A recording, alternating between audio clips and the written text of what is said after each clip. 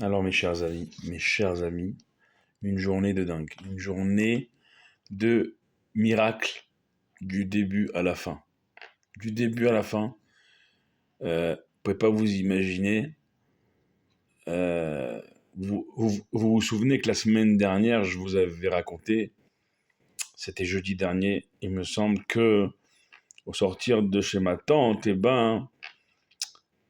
je m'étais trompé de sens de bus. En fait, je m'étais pas trompé. C'est Akadosh Baruch Hu, sachant ma lettre par rapport notamment à ma recherche de travail, il m'a dit viens me prier chez moi à la place de mon temple au Kotel, et ça m'avait fait du bien. Ben, cette semaine, on n'est même pas une semaine après. Aujourd'hui, encore une journée de... Il n'y a pas autre chose à dire que En od milevado, il n'y a pas comme Dieu. Et tout vient de Dieu. Regardez ce que je vais vous raconter. Vous savez que cette semaine, hier, aujourd'hui, même avant-hier, on est dans une semaine de campagne d'appel aux dons pour l'association du CNEF ici à Jérusalem, pour tous les francophones, jeunes, étudiants et soldats qui sont montés de France en Israël. On aide les jeunes Français en Israël à s'intégrer, que ce soit pour les études, pour leur service militaire à l'armée. Et donc, c'est une semaine d'appel aux dons.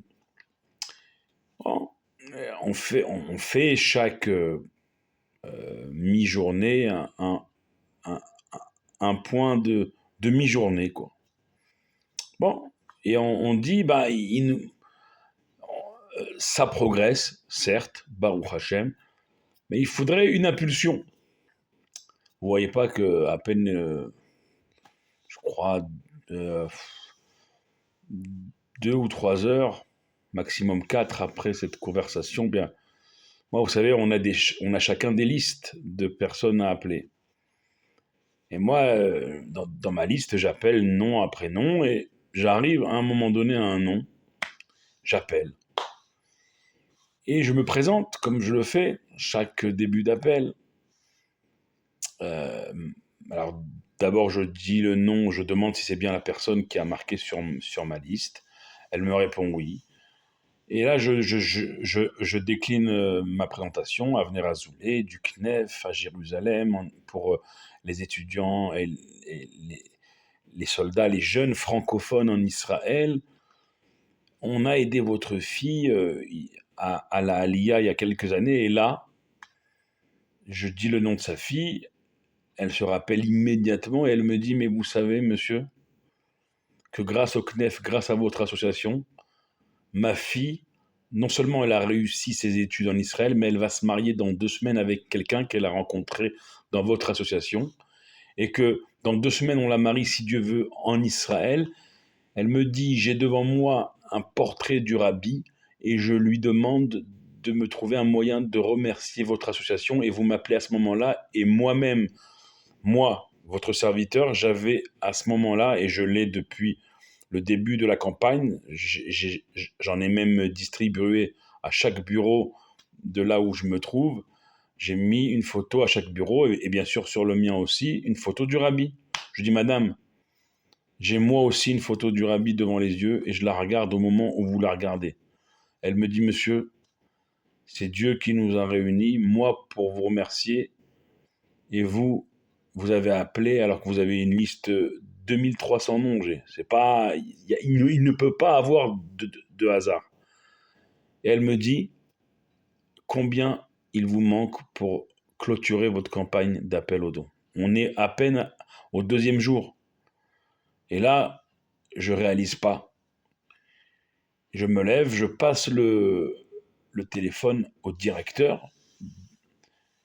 Il y a une longue discussion.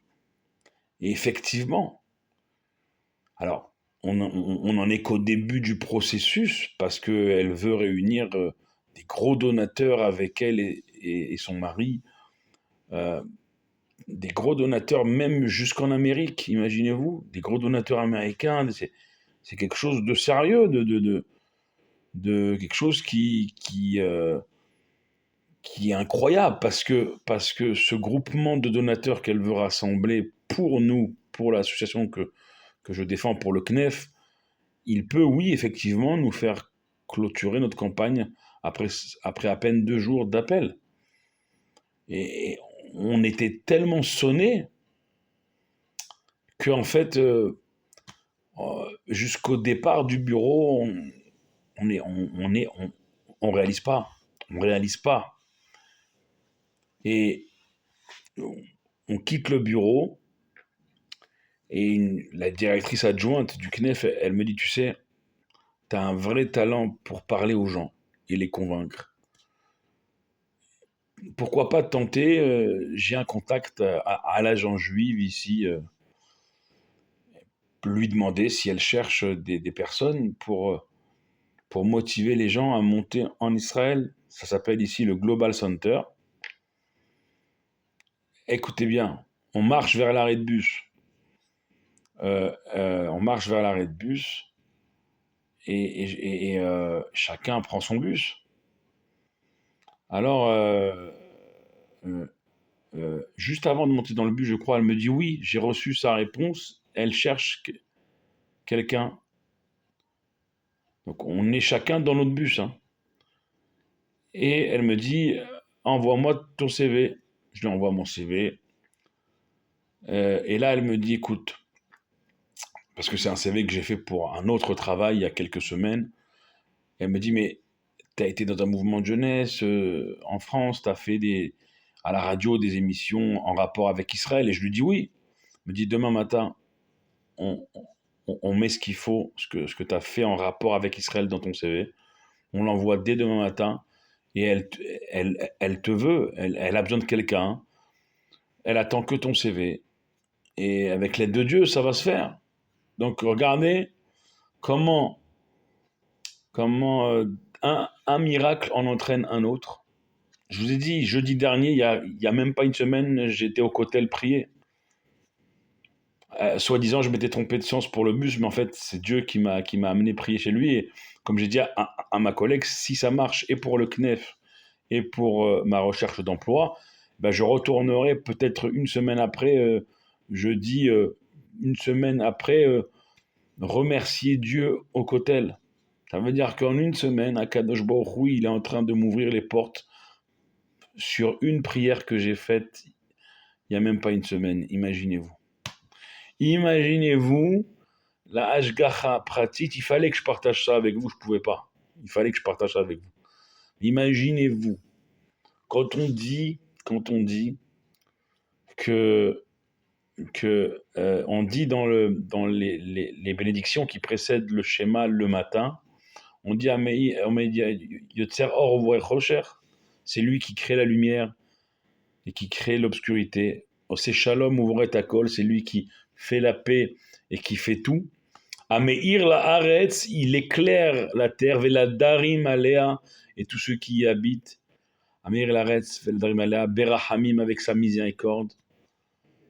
C'est-à-dire que Amenaeg Olamo, il dirige son monde, Bechesed Briotav, Berahamim, avec bonté à toutes ses créatures, avec miséricorde. Amenaeg Olamo, Akadosh Baruchu, il dirige son monde et il est présent pour chacun d'entre nous, mais ici en Eretz Israël, ici à Yerushalayim, et c'est pas fini parce que une journée incroyable.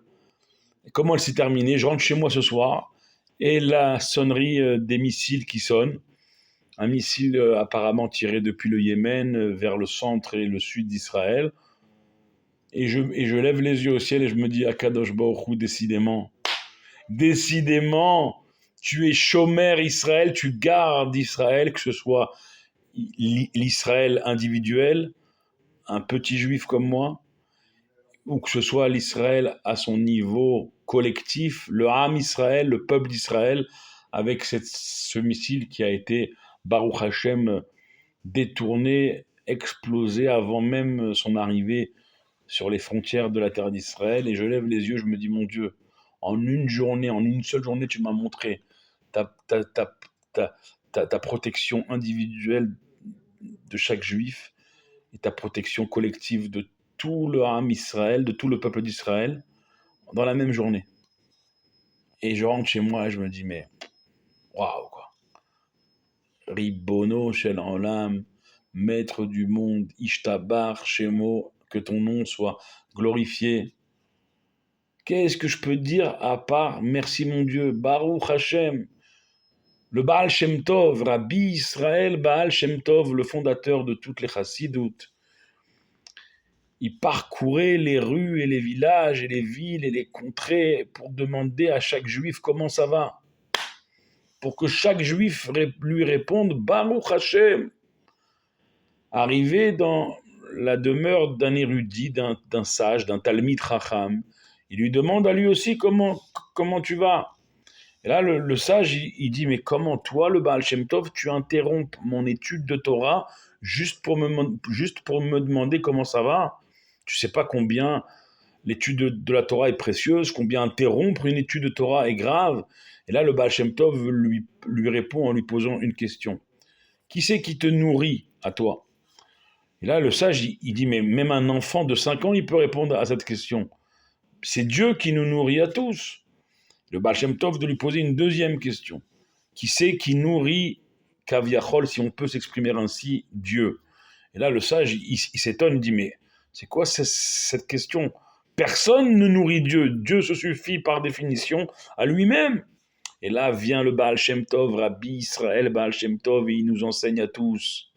Il dit à ce sage, le Baal Shem Tov, il nous enseigne que à chaque fois qu'un juif, il dit Baruch Hashem, Kaviachol, si on peut s'exprimer ainsi, c'est pas seulement comme si il nourrissait Dieu, il couronne Dieu, il met une couronne, si on peut s'exprimer ainsi toujours, sur Akadosh Baruch Hu, il couronne Dieu à chaque fois qu'un juif dans le monde, il dit deux mots, Baruch Hashem, béni sois-tu Hashem, il couronne Akadosh Baruch Hu, il amène la royauté d'Akadosh Baruch Hu sur chaque juif, sur le peuple d'Israël, sur la terre d'Israël, sur Yerushalayim, de manière individuelle, de manière collective. Alors qu'est-ce que je peux dire d'autre au terme de cette journée incroyablement miraculeuse que de finir ces mots par vous dire Baruch Hashem, Toda Rabba Hashem, merci Hashem, Shevach Lael, gloire à toi mon Dieu, et qu'il en soit ainsi pour chacun d'entre vous, que vous puissiez voir la main de Dieu, si on peut s'exprimer ainsi, dans vos vies individuelles et collectives pour tout notre peuple. Amen. Ken Yehi Ratzon.